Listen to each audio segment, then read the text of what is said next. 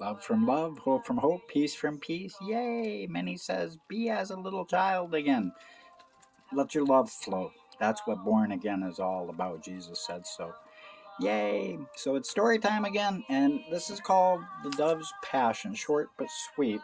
And the Lord wants us all to have lots of passion when it comes to love.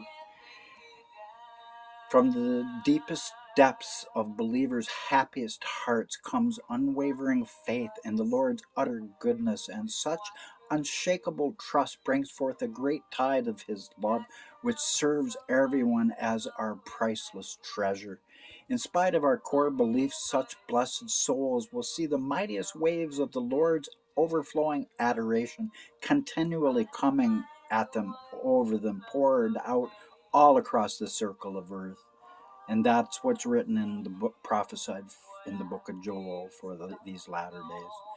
Then his prophesied preparation of peace and love will be established all over the circle of earth. So their faith of trust won't ever be moved. Delightfully intoxicating is the sound of his love's surf over their dedicated hearts and souls. Uh, Evermore shall such children of God relish their minds being washed clean by such purity of his living water of love. An inexpressible delight now comes forth as totally unimaginable, for the satisfying sensation of God's most heavenly bliss infinitely abides in the crashing waves of his very own beneficence as he pours it out like a mighty flood of fire of his passionate love for all of us.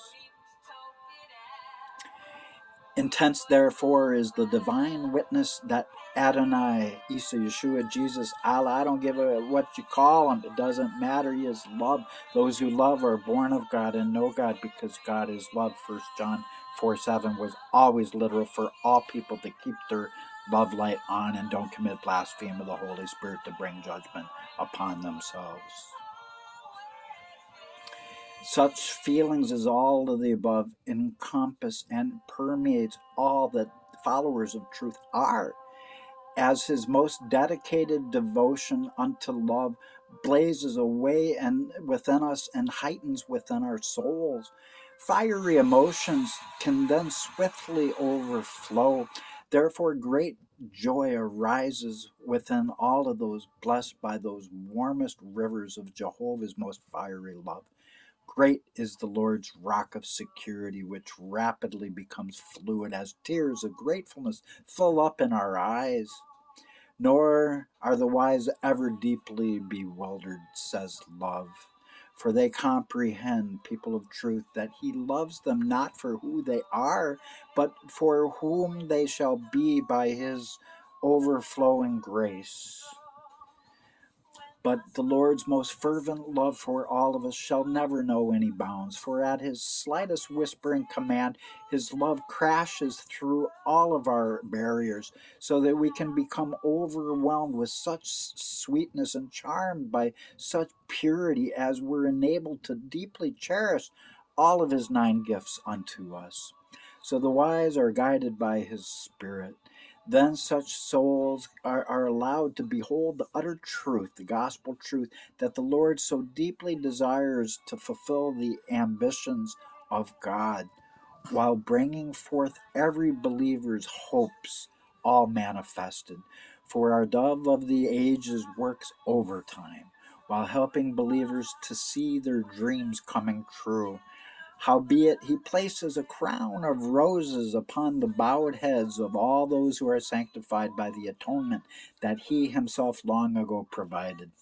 Therefore Adonai fortifies the just against evil, while protecting them from disasters that flows out of the corrupted mouths of chaos, the residual that comes from the former dragon of death who has been removed, who has now been given a life sentence for 1,000 years, so that his shadow might not overflow upon us anymore for the rest of the kingdom age.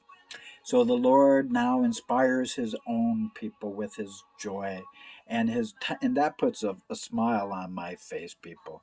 Uh, and his tender faithfulness has been a rock of security unto all those obediently walking through life by faith of love, letting our perfect love cast out fear, even the faith that the Lord first gave unto all of us. And as it was in the beginning, so shall it be at the end. For he's the everlasting giver of all good things, who spiritually intensifies the meaning of love to our hearts if we will listen, as he reveals the unveiled message of his restored truths of the kingdom age new covenant of Jeremiah 31, written correctly for all mankind and Israel. God knew who he was addressing it to. It was switched. Christian said, it is finished, it is fulfilled, and we are Israel. And they created a false distortional God with condemnation in his mouth for all people. He is the everlasting giver of all good things, and now he's giving restoration with his own word going before him. I'm just his messenger of Jeremiah. Don't shoot the messenger.